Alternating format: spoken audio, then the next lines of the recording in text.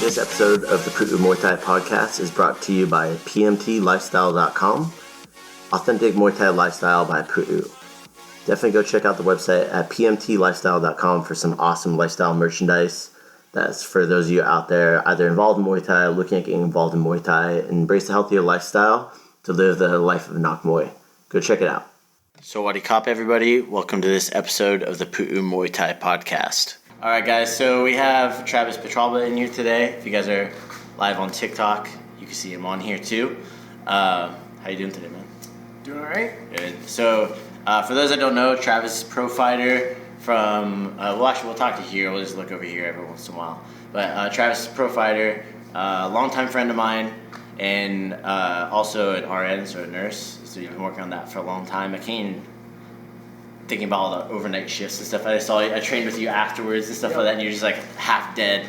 But so what brings you? So you're living in Hawaii right now, and where are you training at? Like, what are you doing out there? So in Hawaii right now, aside from working, I'm training at the Mango Tree Fitness with Crew Richdale Reyes.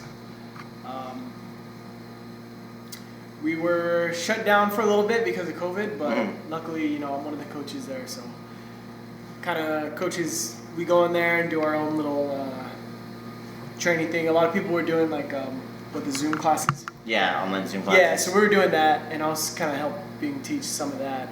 But Hawaii wasn't doing too bad, so we like opened up a little bit, got some of the students back in. So we, but limited classes, of course, because COVID's still around. Yeah, it's still a thing. Yeah. So are you guys? Is it back open right now? Or what's the deal in Hawaii? Well, Hawaii was. For what you know, it changes like day by day. It does. Yeah, it changes day by day. So the reason I'm here is because Hawaii was low cases, but California was high cases. So they needed more nurses in California. Yeah. So I got sent from Hawaii. I work in the emergency room, so they sent me to an emergency room here in Los Angeles to help with like COVID relief. So that's what I'm doing here. Okay. About a week after I got here, Hawaii like blew up. Yeah. Case numbers blew up, right? Yeah, case numbers blew up. Were you guys? Were they doing heavy testing over there? At first they were like barely testing anybody, and then as the test became more available, they started testing more and more and more and more. Do you think like that might be a reason why numbers might blow up, or? I think that's part of it. Yeah. From what I've seen, part of it, like more testing, you're gonna get more numbers. Yeah, you're obviously. More, yeah. I mean, I personally knew a few people that like had all the symptoms of COVID. Like me being a nurse, like I was like, okay, I think you do have COVID, but they were like, why would I get tested, or why would I go to the hospital? I don't need to. So it's like I'm not sick. Yeah. Yeah, like they don't, they wouldn't. It would basically be just wasting a test and wasting their time. So. I've it was the same thing I think here. There wasn't a lot of tests. You couldn't get tested. Like I had one of my friends that I know. They're like, oh, I think I might have it. Like once the shutdown like first happened, and I'm like, did you get tested? Like no, I went there and they're like, no, we're not testing you. Like you're healthy. Like you're a young person. Just go home and self-isolate. Right. And like, but I guess they were marking those off as a potential like positive cases too. Yeah. At the beginning. Yeah. And that person went on later on, got tested for the antibodies, and they tested negative. So it was like, but they're saying that they haven't really identified the virus yet. Right. So, so you guys sounds like stuff's starting to lock down a little bit more there too. From what I heard, I've been here. You've been here in California, and you're working your butt off. You just work 8 12-hour shifts in a row. Yeah, 8 12-hour shifts in a row. Whew, that's crazy. Overnight, 7 p.m. to 7 a.m. But they're making it worth your while, right? Oh yeah. Yeah, good. With all this stuff, it's like healthcare workers. It's a good time to be involved in healthcare. Whether like you were telling me about someone who's involved in like medical supplies and stuff like that, like they're doing good right now. Yeah. So, with that, like with your training, you're over in Hawaii, RN, so you're training at Mango Tree Fitness in Oahu. How many locations does Kru Rich have? He has 2 right now. So 2. One is like in main Honolulu. The other one we call it Mango Tree West. Yeah. Coach Zach is the main coach over there. Okay. But I don't know. What's Zach's last name? Ungrit. Zachary Ungrit. He's also a pro fighter too. He is also. Yeah, he's also online fight also. Yeah. So you guys go check him out if you guys are on here. It's not him. But so Zach, I didn't know he was the head coach there. I know Rich was going over there sometimes, but he does. So Rich, goes over there sometimes to like. He's around everywhere. Zach is the main coach for Mango Tree West. Got it. And I don't know if they're still open right now with because this of the recent events. Shutdowns. Yeah. So how, like, you know, me and you, for anybody that's watching out there on YouTube and maybe listening on our podcast, we've known each other, since we're 13, 14? Long time. So it's funny because people are like, wait, what? You guys know each other how long? I'm like, bro, you don't even know. I just remember you invited me over to your house for like a Halloween party. I'm like, why is Tony from Ill Repute here? It's my dad. I was like, oh, dude, did your Chocobo phone just go off? Sorry, yeah, I did. I turned it off. Just put on Do Not Disturb or something. Yeah. That same ringtone made my dog all perk up. And he's like, what the hell? Muay Thai Chet. Hello, welcome. So if anybody's listening, we're live on TikTok also. So if you hear us giving shout outs to people on there, that's what that is. So we've known each other since we were like 13, 14. Mm-hmm. Man, and I was telling you earlier, like I wish we needed Muay Thai then. Yes. We needed sure. We needed that structure and that discipline in our life. I'm gonna try to adjust this so it gets both of us. There we go. Yeah. We definitely needed that structure in our life. I feel at that time, like we obviously had the discipline. We were doing music, like you were in a band and stuff like that. If you guys didn't know, Travis has multiple nicknames.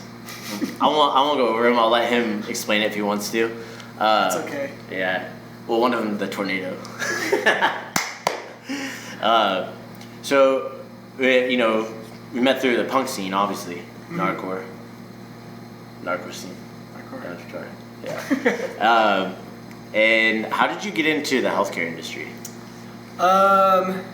You were a phlebotomist for a while. I was a phlebotomist. Yeah. Out of high school, I didn't really know what I wanted to do. One of my good friends, Alex, I think you know Alex Hewlett. Yeah.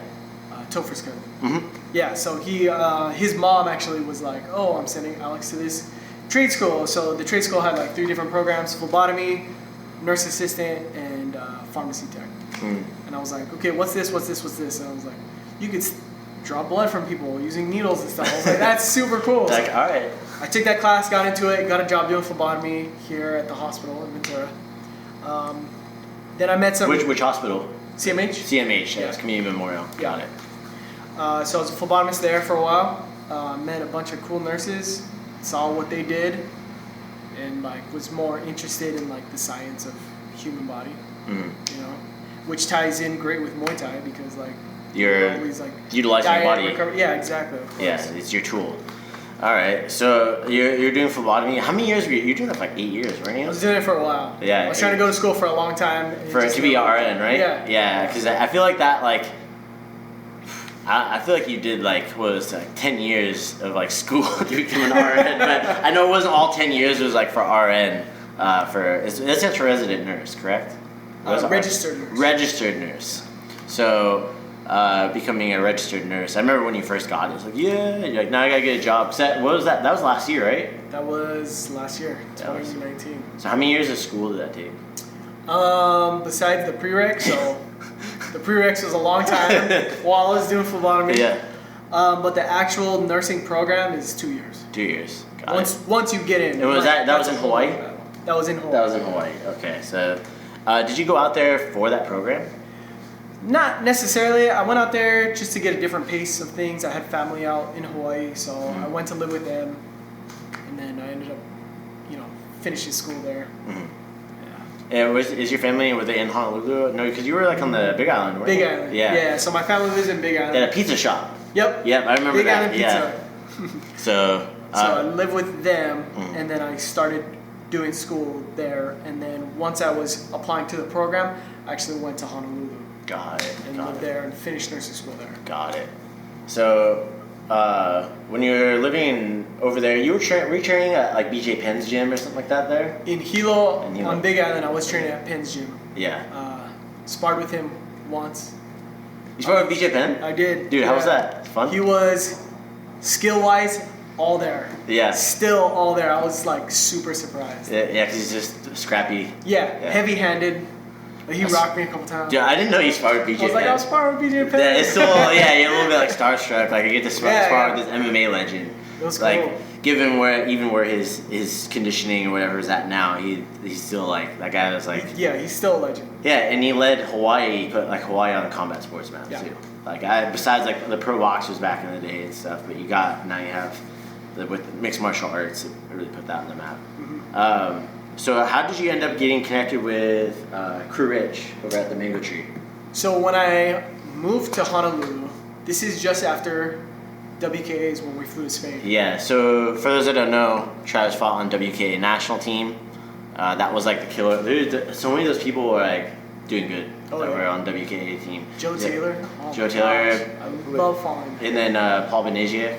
Oh yeah, he's Paul. living in Thailand. Remember when he was there? Everybody's like, "Who the hell is this guy?" Remember, we were like, "Who is this guy?" He's like, "I'm out here, man. Come win a championship. Do this." Like, dude, this guy's got like. I remember some people were like, blah, blah, blah, Paul." I'm like, dude, it sounds to me like this guy's just fucking pumped to be out here and go smash some skulls in. Yeah, and he won. Dude, yeah, you remember the going back onto the WKA Worlds? You remember the German team? It's or it was the Dutch team that he was fighting against. It was the Dutch team. Yeah. But I think of it like the German team because it reminded me of like the scene in Beer Fest where it's like, oh, the Americans are gonna cry, you know, like they were saying like, oh, Paul's gonna eat my knee, you know, we're like, okay, dude, whatever. And I remember it being like because you fought against a guy from England, right? Yeah. And dude, that was fucking bloody fight.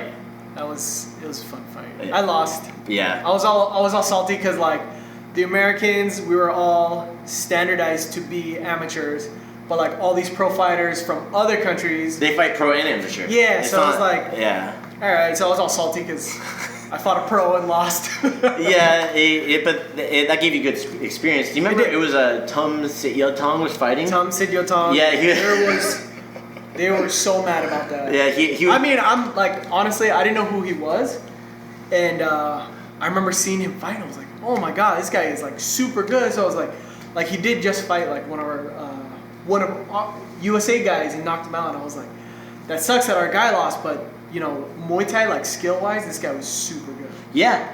And then I got crap because I was like being like, you are super good. Yeah. Well, the thing was, where it was really sore point was at that time for everybody out there listening, is this fighter, he was representing Australia.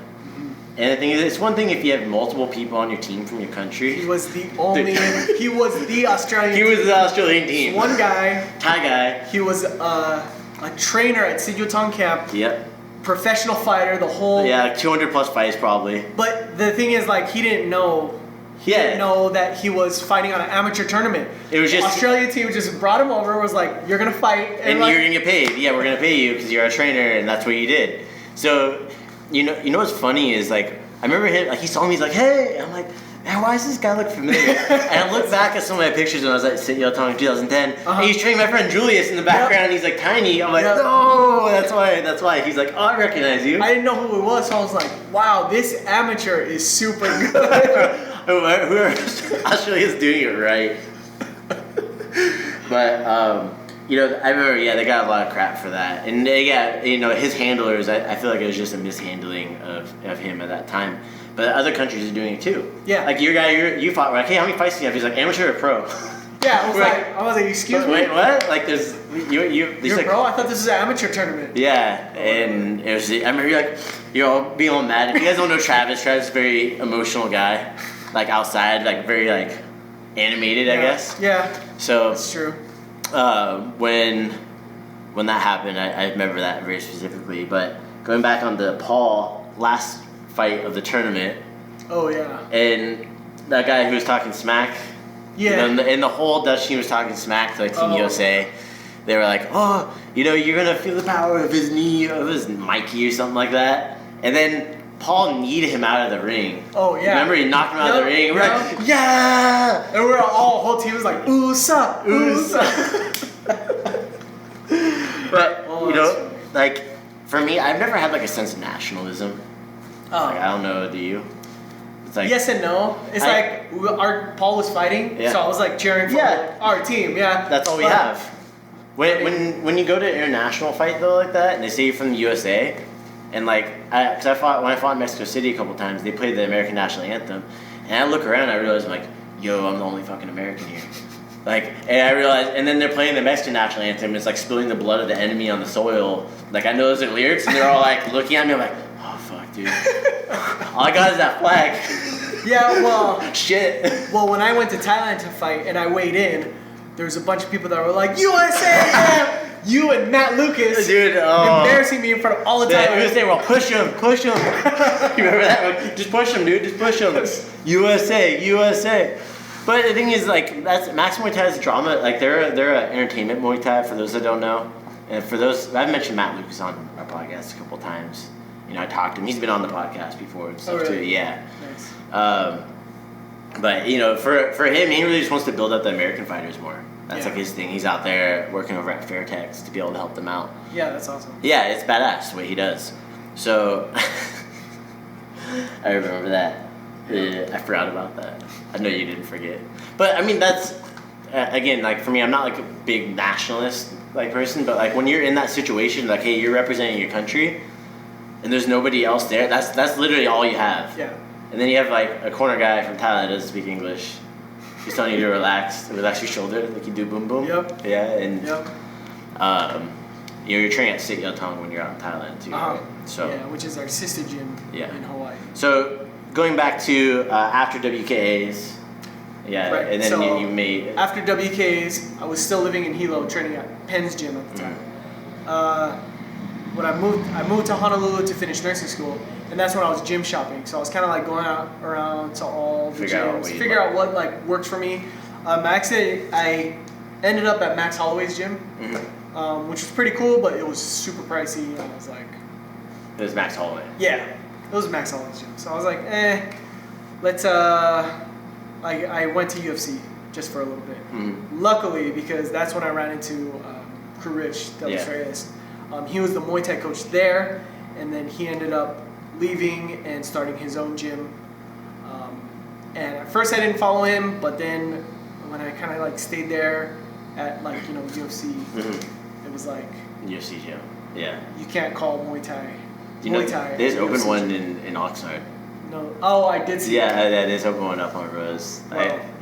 Good luck. I hope they have do. a good Muay Thai coach. I hope they do well there.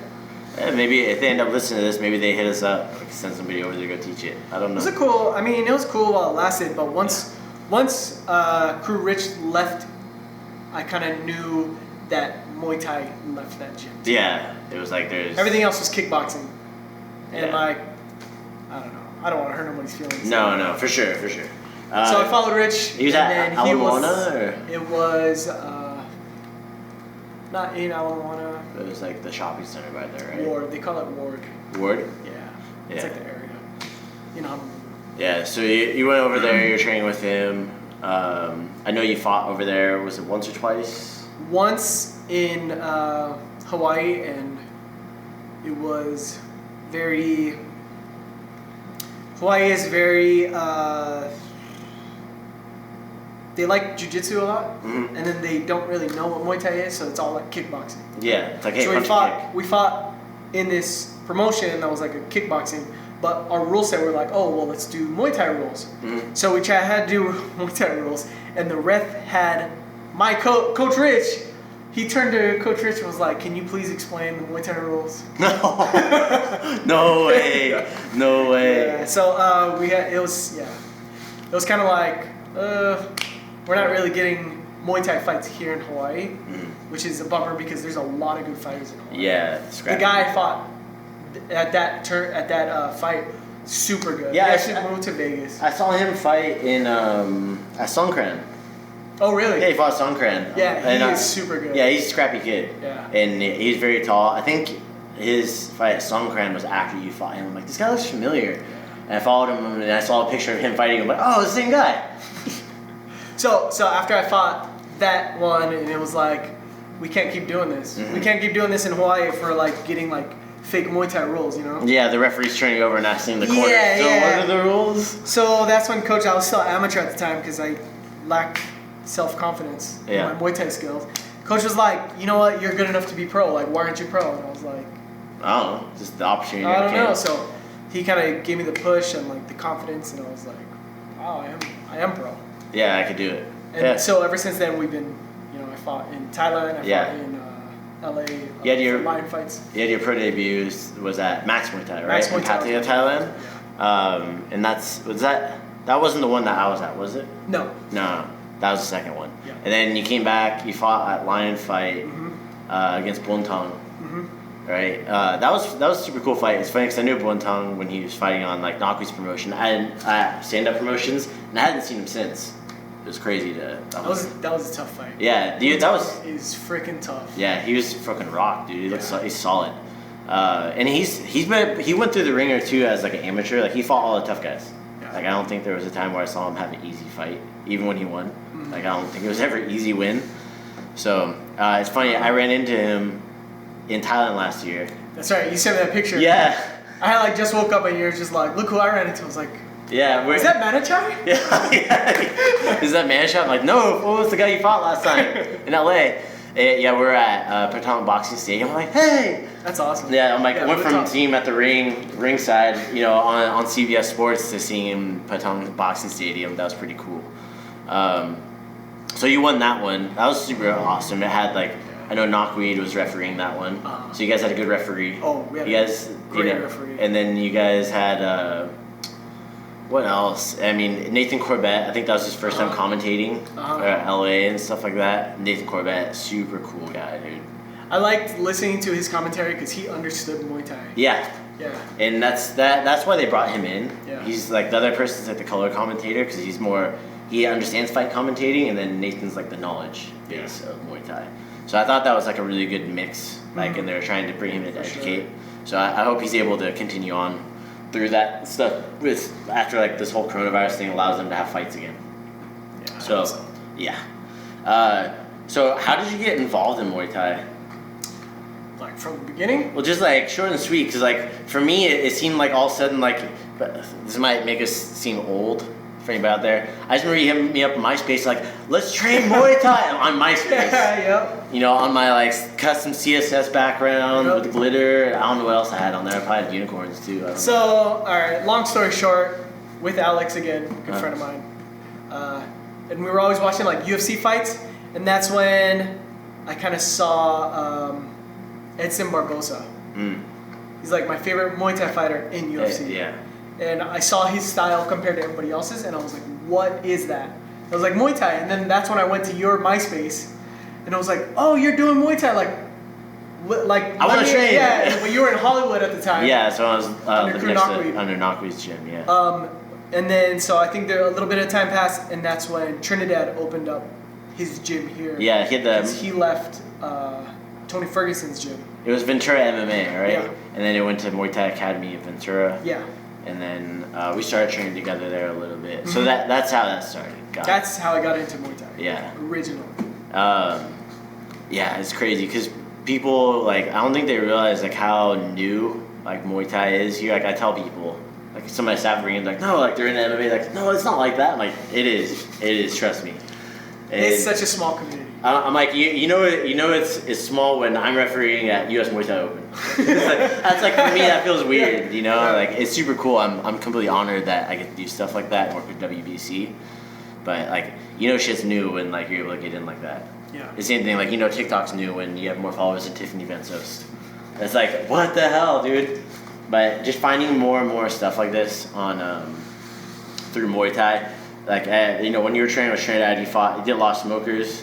You fought your friend a lot, which fought that guy Ivan, like, what, 4 times? There's nobody else. Yeah, you literally fought against our sparring partners. Like, we would do smokers against each other. Yep. And that's just the way it was. And there was no events. There's very few. And, like, stuff like IFS and WCK started doing more amateur stuff. A couple other amateur promotions. Crew X's gym. Yeah. Rest in peace. Dude, yeah, rest in peace. So that guy did a lot for the sport. Oh yeah. Like having those events was not cheap because that was still done through the athletic commission then. Right. Very expensive. Right. I think maybe he was able to save some money because he would be able to work it, so he didn't have to pay himself. Yeah. So, but you still have to pay the other referees and stuff like that too. But that was a lot of fun. And man, there's so many people that had their beginnings as like, they're now pro at that gym, like around that same time. So you, Natalie Morgan. Do you remember, I think it was at your fight, or was that mine, that, you know that girl Natalie Morgan from the Yard? Yeah. Dude, I don't know if you remember, there's some girl like at the face-off, Knockweed was reffing, the girl passed out at the face-off.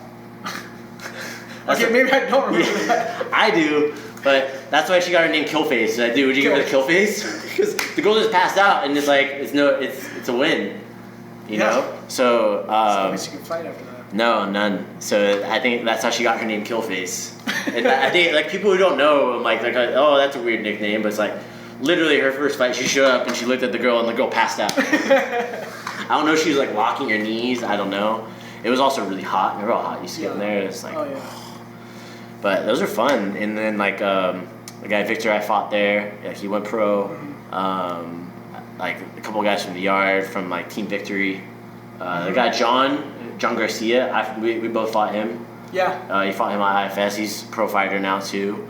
Yeah, man, it's crazy to see like everybody got their beginning at that place. At Crew Rex's. Yeah, whether it be at Smokers or whether it be at sanctioned events. It started. That was like one of those like, you gotta show up there and go do the work there. Oh yeah. That was like the first step. So you're training at Crew Rich, you're going on through pro fights. Now you're a nurse. So you know, you have a battle that's been going on since March with coronavirus, COVID, you know, the COVID-19 disease and stuff. What's that been like being like, I guess in healthcare until this point? Like obviously we pre-famed all this. Things are maybe a little bit different now. You don't know because you're not there. But what's it been like from your perspective? Like the guy, I guess, not to get political. I don't want to get political, but like more of the government's response to it and what they're telling people, and then what you're actually seeing come in the door. So what? You take your time, man. It's a pretty loaded question. Yeah. Yeah. What they're mandating is a lot of ass-backward stuff. Yeah. Like, you could be outside, but you can't go to the park, and like stuff like this. Some of it makes sense. Some of it really doesn't. But I mean, for me personally, I mean, I'm a nurse, so I see it come in the door. And like, I know a bunch of people that think like, oh, coronavirus is not real. Like, it is real. It's very real, yeah. It's just, I don't think it's as real as like the media makes it out to be. Like, they scare everybody with like, you get it, you're gonna die. And yeah, like, you're gonna go on a ventilator and you're gonna die. Most cases are gonna be very mild. Most cases are gonna be having a cough for a little bit and might have some lasting stuff. Yeah, from it. Most cases. Yeah.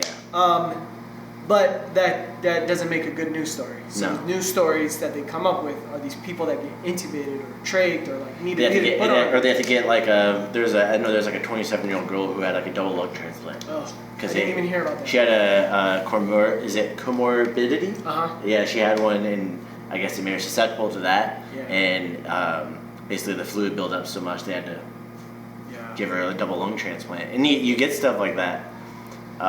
They say it's more of the immune response that's damaging to the lung. So it's very, I mean, I believe it. I didn't hear about that story, but I believe it. It happens. Yeah, but we're seeing a lot of people, like most healthy people are fine. They'll just like cough for about a week and they'll be gone. Maybe fevers. Fever is like the number one sign we see. But usually it's people with diabetes. So people with diabetes get a lot.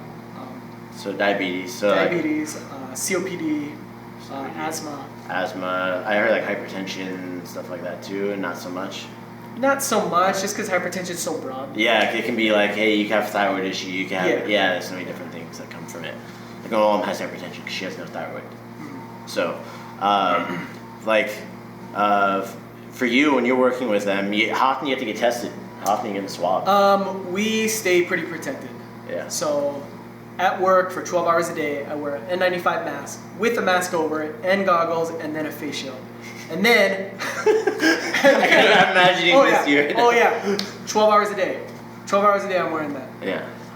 And then when I go to swab somebody, then I put a gown on too. No wonder why your face is so messed up, man. Yeah, I know. See?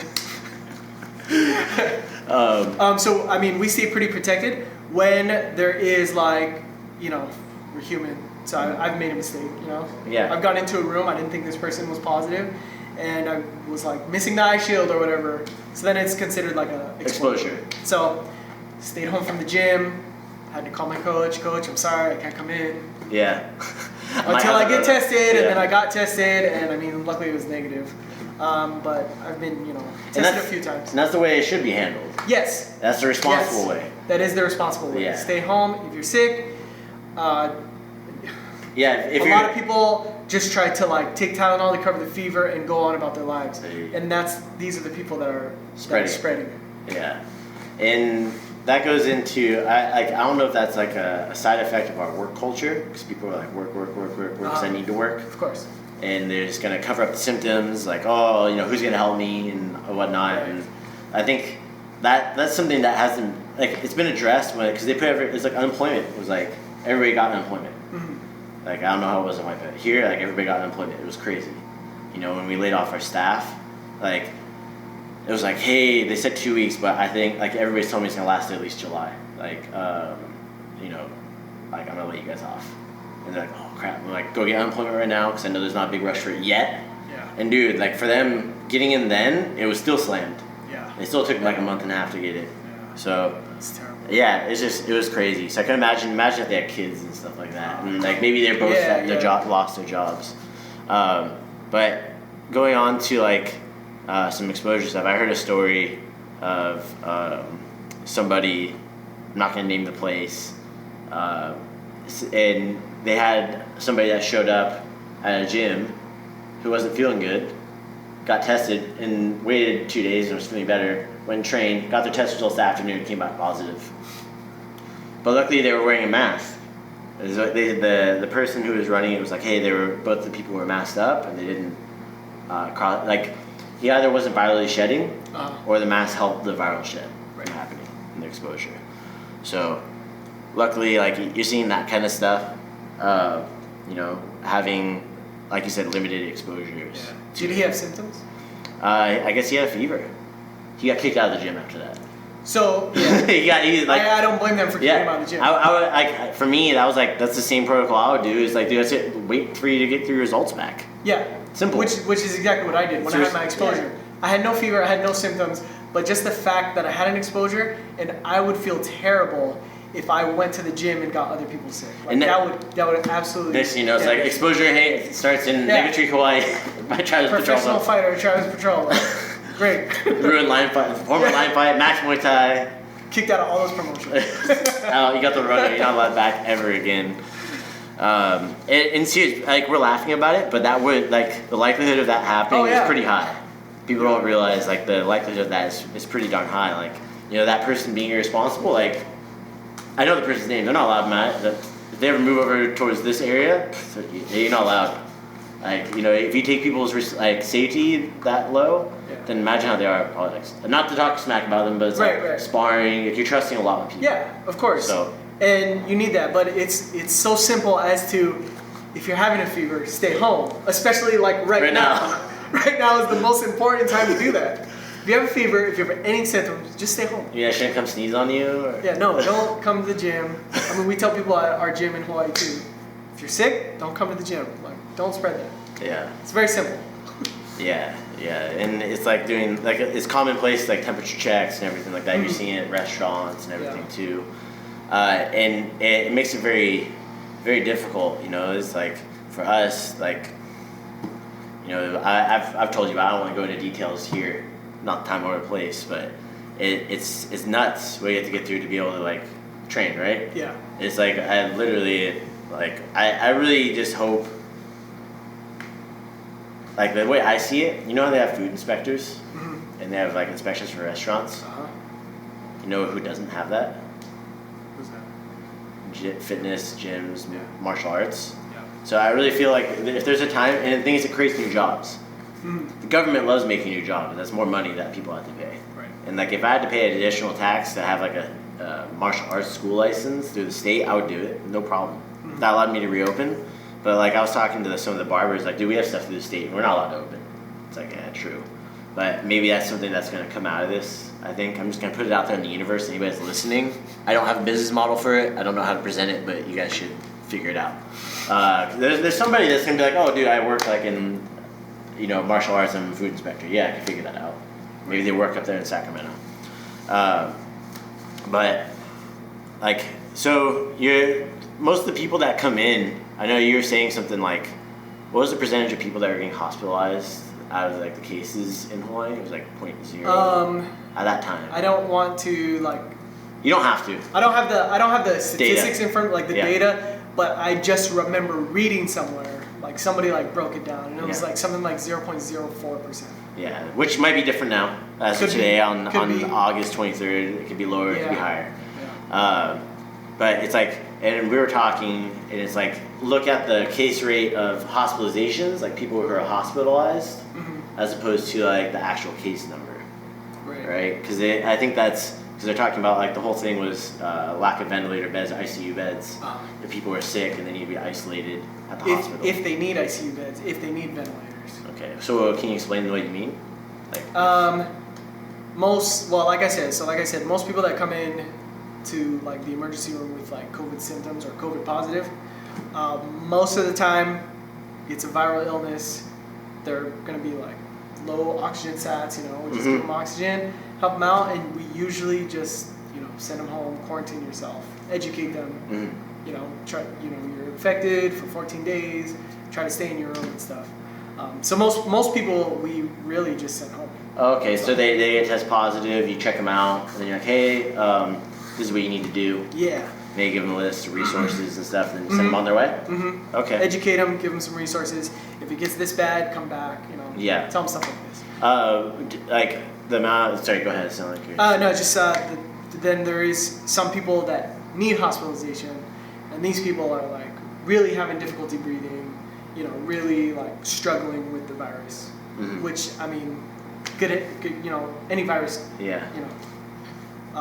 flu is very common too, like this. I know there's a lot of people that are like, don't compare flu to COVID. It's not the same. Different. Yeah, we it is that. not the same, but it is viral illness, you know? So, I mean,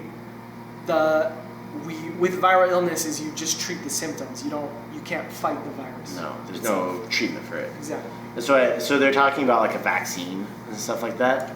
Are you gonna get it? Eventually, if one came out next month, I would not get it. Absolutely not. You sure? I'm positive. Ones if your work made you. Would you like? If my work made me, I know my work specifically has a lot of really good doctors, scientists, epidemiologists. They're super good and super smart. And if they were to mandate a vaccine for their workers, it would have to run through them. Yeah. So if they made me, I think you would trust I would trust my work. Yeah. I would trust my work to give me the vaccine. Okay. However, I don't think they're going to, because there literally has not been enough time for them to make a valid vaccine. You need a time. It's a really long study. And just like any like vaccine, like the flu shot, that's technically a vaccine, right? So like people are thinking it's going to be like this be all end all for coronavirus. Like, oh, you're gonna get it and you're gonna be fine. It's like, no, it's supposed to help you so that way if you get it, it's not as bad. Right. For like those people who have those extreme cases, that where it's like, hey, they need hospitalization. Maybe it prevents them from. Maybe they're go from, hey, somebody that had to be in the hospital bed and be monitored at the hospital to, hey, you can go home and come back if they get worse. Right. So, I mean, that's good to know. It's like even I didn't think about that. Like for like the hospitals, how they have it set up, like where they mandate stuff for the employees and everything too. So like my dad, for instance, he had valley fever from like all the fires. So he's very susceptible to his asthma. He also had pneumonia last year and he has heart problems. He's like, check for like COVID. And he's like, man, this is my dad. He's been like this for kids. He's like, if I get something and like I could get like, if I get cancer, I don't want to get treated. That's the way I'm gonna go. I'm like, really, Dad? Like, really, is that gonna be the way you go? So the thing is, you get a lot of people like this right now too. They're just like, oh, this is it. It's like, okay, like I feel like you get extremes in both sides of this whole thing. Like we've had a lot of conversations about it. You have people who are like, I don't want to go out at all, totally freaked out, which is understandable because a lot of people, they sit there in front of their TV like you're saying, the media is like fanning the flames on it, like hyping up coronavirus. Yeah. And it's created some funny memes, like, I'll be honest. Have you seen the one? The guy's like waiting for after 10 p.m. to attack you at the liquor store. It's like, I'm laughing at the meme itself, not the people who are afraid of it. But it's created some oddball things. Then you get the other extreme where people are saying, like, it doesn't exist. Yeah. And it's like, you know, hey, SARS exists. You know, and like, so with this, they're talking about we're going to have a second wave. Like, I wonder how much of it's just going to be regular flu and like SARS. Yeah. You know, those kinds of things, and not the actual like COVID-19 coronavirus strain. Which is hard to tell because a lot of I recently read a study, again, I don't have the study in front of me, but I recently read a study that was talking about, you know, coronavirus is a cousin to the common cold as well. Yeah. So some people that are testing positive for COVID-19, it's the PCR test. The PCR test, like, you know, my like Lysol wipes said fights against coronaviruses and it, you know, staphylococcus infections, all this stuff. It's had that on there for years. Yeah. And it's a variant of coronavirus, and it's just having this weird side effect because someone decided to cook a bat, apparently, or undercook a bat, allegedly. Allegedly, I'm putting air quotes out there for those that can't see. But it's crazy. So you're out here in California, you know, they sent you out here because were they furloughing people in Hawaii also at that time? They weren't, but a lot of people like the on-call staff. They were like not getting work at all. That's scary. Yeah, that's very scary. I know here in California a lot, like some hospitals. Of course, there's gonna be like worse areas where they have a higher case rate, and it's like you have your regular case stuff that comes in, like hospital ERs can get busy. Yeah. You know, and then you add in this stuff on top of it, like in how you have to deal with it compared to like a regular person coming in, like for like a broken arm or like, you know, pneumonia or whatever it may be. It just adds additional workload, I feel, on top of it for everybody. And that's where you're hearing like, hey, we don't want to overload like the medical system. And it's like, you know, think about when we start having cold and flu season, the amount of people are going to come in. Like, I know you were telling me some of the people that come in, you're like, you really don't need to be here. Yeah. And it's like, you really don't need to be here. Like, you're finding like, well, I tested positive. He's like, yeah. Do you feel sick? Like, a little bit? Cool. Let us know if it gets worse. Come back. Yeah. Come back if it starts getting worse. Is it like kind of like look for these symptoms? You guys give them like a piece of paper? Like, yeah, there's a whole like brand new like 9-page packet. Oh, okay. What to look for, how to like care for yourself at home, like disinfect everything you touch, isolate, stuff like that. Yeah, we had my wife had a friend who's in Norway when this all started happening in March. He had it, and in Norway they would deliver you groceries and stuff like that because the healthcare system there is socialism, so they have like free healthcare, or it's quote unquote free. They pay it through their taxes. Right. But he was telling us about like for him, he's an MMA fighter and he was in fight camp when he got it. Like, oh no. Yeah, so he was in peak condition, luckily. But he was like, man, like after like 2 weeks, he's like, I had a hard time walking up the stairs. Yeah. So like you think about somebody who's like more susceptible, that isn't in good shape because he might have been more susceptible to it, and he was in shape and taking care of his immune system. But I can only imagine for people who aren't healthy. Right. Yeah. Fuck. Yeah. I'm sure it affects them a lot more. Yeah, and that's been like I guess a frustration for me. We'll get into that, but he was saying that like he would like, well, how do you eat your groceries? Like, I just hear like a knock, and then I hear someone running away.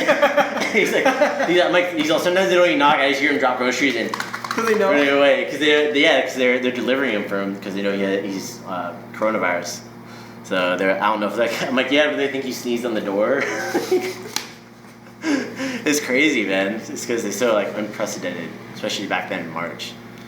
But like, you know, like I was saying, I don't know how it is in Hawaii, but here, like I talked to our city council here in Ventura. I'm like, hey, like part of the frustration as somebody who's in like a fitness professional is the only advice you're giving is for people to stay home, wear a mask, and stay socially distant. That's it. I'm like, there's people that are running free online programs at the time for the community, like just promote all of them, or give them a place like, hey, you can go here, like, and you can find these free programs, work out from home. There's yoga from home. Mm-hmm. Like, people were doing donation based, pay what you can. If you can't pay, don't worry about it. And like, they didn't push anything like that. Didn't push anything about like going outside, getting vitamin D. You know, the term social distance in itself is like, it has a negative connotation. They're like, hey, stay physically distanced but socially active. So like, if you're walking down the street, talking to your neighbor from the street, and they're sitting on their porch, that's fine for older people. And I've had so many conversations with like people here in my neighborhood. You see, like, I'm close to the academy, that we have conversations like that. It's like, hey, it's normal. Yeah. Like, I'll stop and talk to somebody because it's like, shit, you never know. Maybe they're living by themselves, and a lot of them aren't. Right. But there was no real push for like health and wellness. Right. And that was like, I told somebody this the other day. I'm like, that's where the government dropped us on our head. Like, straight up. We're the baby, they dropped us on the head, and we're like, wait, where do we go from here? Wear a mask, stay home, stay social distant, got it.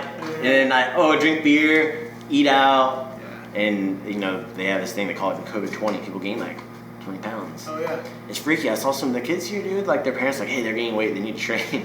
Which leads to these comorbidities. Yeah. Diabetes, obesity, like, these are the common things we see with people that get COVID. Yeah. So it's hard. It's like I feel like you have to have a balance, you know? Mm-hmm. You, like, I want to encourage people, I think, like, being physically active is probably the best you could do for your health, you know? But at the same time, I don't want people to expose themselves, or like this guy you were talking about that was sick and went to the gym. Like, I would hate for that. Oh, man. Yeah, and that's the kind of thing, is the irresponsible behavior. It's like when they allowed us to reopen here. Like, do you remember that? It was back in like June, end of June. Here? Yeah, here in California, it's June 15th. California allowed to reopen. I waited a week because I was consulting with the epidemiologist, Dr. Stephen Straubmeyer, and I wanted to make sure I did it right and sensible. Everywhere else, dude, they went back to like it was training like as usual. Like, I'm like, okay, like, you know, and a lot of the gyms and stuff too, like, they didn't space out their equipment at all, nothing. Like, I get it, like, because you get some people like, oh, it doesn't exist. Yeah. But I'm like, I said on our podcast then, I'm like, if people don't start acting sensibly, we're gonna have to shut down again. Yeah. And literally, like, I think it was like 4 days later after that podcast, got the order to shut down again. Yep. And it's because, like, there's no real directive from our county health officer, Dr. Levin. He's just hanging down from the state, and it's very broad. Like, Sure. yeah, well, now it's like you could be outside I see some jiu-jitsu schools, they can roll on top of each other and it's fine. But if you're indoors, it's bad. It's like, okay, like, where's the logic in that? There is none. It's like, they're playing within the confines of this order of being outside, but it changes. It's like, you know, for us, outside means being in an alley where there's a porta potty, giant holes, dust. Literally, there was a homeless person defecating themselves out there for like 5 hours. I'm like, hey, are you okay? Yeah, I'm fine. Like, can I just hang out here? Yeah, sure. I came back a few hours later, still there. I called the cops. You know, like, can you go check on this person because they're not doing good? But like, they want us to be near that. Yeah. You know, we did them at the high school, which is much nicer. There's grass and stuff like that, which is cool. But at the same time, like, you know, paying lease, you know, the insurance, like, everything that goes along with that. Like, I'm glad I'm not like a fitness gym that has to like try to move equipment in now. Oh yeah. Because that would be even like dealing with this has been a headache. Like, I can't imagine how that is. Having all the weights, all the treadmills. Oh man, that would kill me. But I guess like that's been the biggest thing, and it's really, I've seen a really big divide in culture. I know we were talking about it too, and it's like really, I feel some of it is like, you know, it's election year. So that it's being used by both parties in our political system to divide and try to get people on each other's side. Yeah. And it's terrible, and it's working. And it's working against people it didn't work against before because it's under a health order. Yeah. That is already kind of like, not kind of, it's flawed to get from the get-go. Like I said, they dropped us on our heads. Like, literally, they're like, oh, this is what you're gonna do. Oh, no, there you go, just deal with it. And it's like, well, how do we fix it? Oh, just stay home, wear a mask. Okay, what about just stay home, wear a mask? That's the saying. I know I had something here. You have your phone on you? I do. Dude, pull this up, and you can go to my personal Instagram. Instagram? Yeah, my personal Instagram. I'll do it on the computer, but I'm afraid it's gonna lag. It's Jonathan Pu'u. I remember I was telling you about this. This is kind of stuff that like we're dealing with here. There was a lady from the salon. I think she was subleasing from them at the time. She came in and screamed at us. Well, Kru Jonathan was there before we were mandated to shut down. By the way, like from the first shutdown. Let me see here. Is your volume up? Here we go. And I'll make it. It's this one right here. This gray one, black and white. I blacked out all the faces and stuff too because I want people to be able to see it.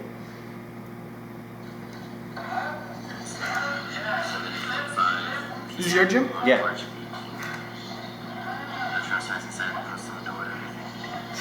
Face over. So you just like I was outside talking to the Japanese food restaurant about how we stay open.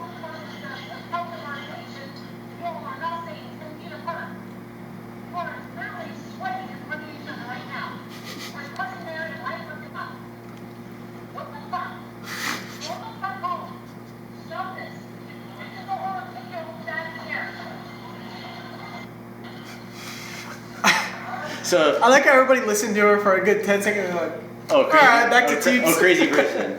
And she was like saying 10 feet, and at that time they were saying stay 6 feet apart, and everybody was more than 6 feet apart. Yeah, it looked like it. And not only that, but they're saying sweat. We're gonna wrap it up here. I know you gotta get going soon too. But even like they're saying sweat doesn't spread it. You know, they're saying it's like aerosol droplets. At that time we didn't know, right. And we're distanced out and doing that stuff still. And this person, like I was here talking to the Japanese food restaurant, and we see this person walk out, angry. I'm like, what's up with this person? And that's when I walk back, and she's like, keep leaving, they're not even 10 feet away from each other, they're sweating in front of you. When the lady from the Japanese restaurant told her to go fuck herself and to get out of here. Because we were both like, dude, like we were trying to operate a bit, like we don't know what's going on. Yeah. This is like the first week of like when shutdown was gonna start, and we didn't know yet. And keep in mind, like at this time, like the state or the city had no time, like no problem sending me like, hey, you need to pay your business tax. But they didn't send me like, you need to pay your business tax renewal. You need to pay us. But they sent me nothing about shutting down, nothing about reopening, zero, zilch, nothing. And it was like, and that was like, we all had to take it on ourselves to like do that and pull that cord on our business. Mm-hmm. So when I was in Hawaii and I was working, and like, you know me, I try and pick up as many shifts as possible. So I like work and like I'm trying to work and like I get so caught up in like working and like doing my job as a nurse. Yeah, I don't like have time to listen to the news. Like I know what's going on with coronavirus and everything. So this is like the first when coronavirus first came out, right? Yeah. And Hawaii put like the mask mandate, and I was like, I didn't know much about it because I don't watch the news and nobody told me anything. It's just like go to work. Before they were like making everybody wear masks. Like I wear a mask at work, cool. I went into a 7-Eleven just to get, you know, a drink before work, and the lady was like yelling at me, the worker, where's your mask? Like, oh, you think you're an exception? Because I was wearing my uniform, my scrubs. Oh, you think you're an exception just because you're a nurse? I'm like, no, I didn't know. I didn't know that. This is my 5th day of 12-hour shifts. I didn't know what's going on. I literally go work 12 hours, go home, go to sleep. I don't watch the news. I guess that day they had mandated masks for everybody. Yeah. They didn't put signs up yet. No, you didn't. Like, I'm getting yelled at by this lady at 7-Eleven for not wearing a mask. Well, and like that person came into our business to say that even though it was like we were closed to the public, no trespassing, all this stuff, like we were limiting the number of students at that time too. It was like, hey, you have to reserve. It's like no more than 8 students. Like we're gonna keep you guys like distanced apart and stuff like that. And we're doing everything the CDC was telling us to do at that time. Right, and it's hard to say because like I get that lady's point. Like she wants people to be protected, and she wants to like, you know, she wants like the CDC is telling you this thing, and she wants everybody to follow it. But no, we were doing what the CDC was saying to do. That's the thing. Yeah. But at the same time, like you were saying, like she doesn't know that you guys have limited classes. She doesn't know that, you know, you guys are making reservations just to come in. Yeah. Well, what's funny is all of it was posted on the door, and she walked right past it. Of course. Like she walked right. Like I made these big red signs, like attention, like with arrows pointing down everything. And it made people manic. They freaked out. It was panic mode. like the stories here. Oh, dude, like you said, your dad worked at Costco, bro. I don't even want to imagine what that was like. I'm all for people wearing masks. Like, Yeah. I think people should wear masks. Yeah. But if like I was in the store the other day and this lady like took off her mask, like, you know, just take a breath. I'm not gonna go yell at her. You know? Man, we were in like a hot store and my wife went, and this lady came over, excuse me. Yeah. I'm like, yeah, put your mask. she's usually good anything and putting it back over.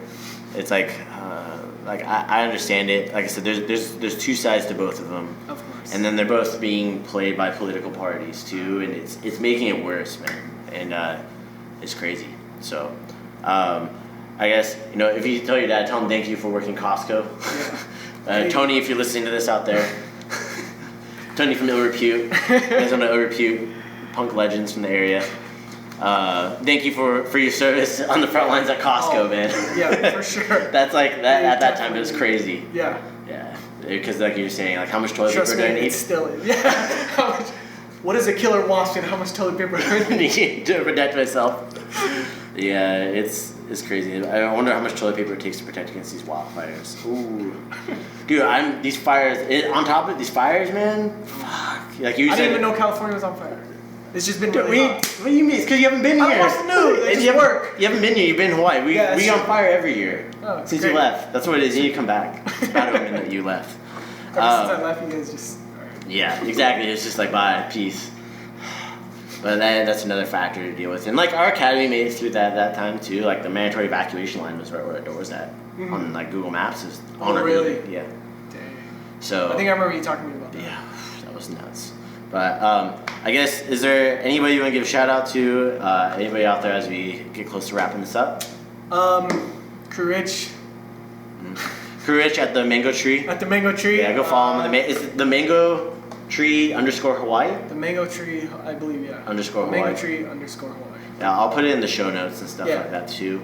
And then where can people find you? My Instagram handle is @TravisTornado. And TikTok too, right? I do have TikTok. I don't go on there much. Let's make this guy TikTok famous. Yeah. So and then anything else? Anybody else out there? Yeah, just Crew Rich. I'll be back soon.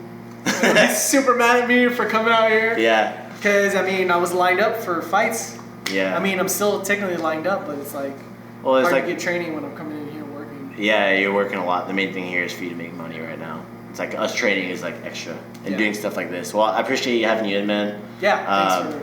Yeah, I really think as we continue on, you know, I know you're here till like the end of September.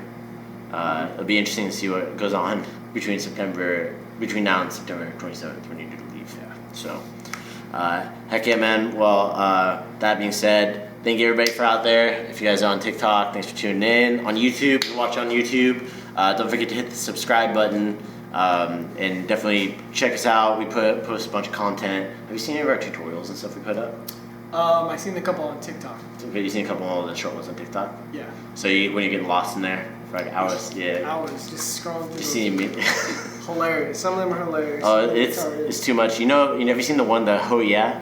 Oh yeah. Yeah. Oh. Bro, so you know the census? So I can't read them. You know the census workers? Like they do the United States Census?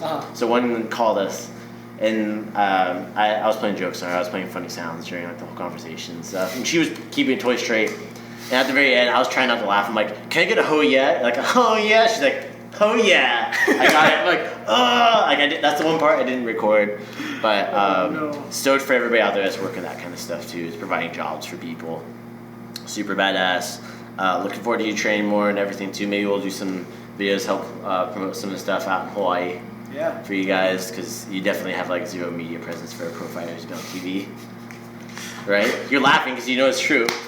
But if you want to be a pro fighter, you gotta market yourself. We're an island in the middle of the Pacific. Yeah, and I will give trying you to make a name for ourselves. Yes, yeah, but and you're not promoting yourself at all. It's hard. Both the slaps all day. But I am gonna give you one of my books.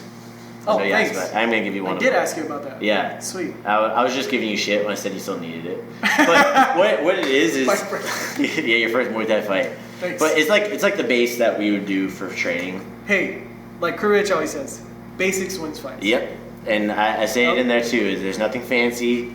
It's about having your base fundamentals, and then you find your own rhythm based upon that. And it's like it's your homework that you have to do all the time in order to stay sharp. Yeah. You know, it's like our students like saw you in the bed, like it's nice to have like heavy kick. Like, oh shit. I'm like, yeah, dude, do your homework, study, show up, stay consistent. Well, heck yeah. All right, man. Well, you have a good rest of your day. All right. But take care. Thank you.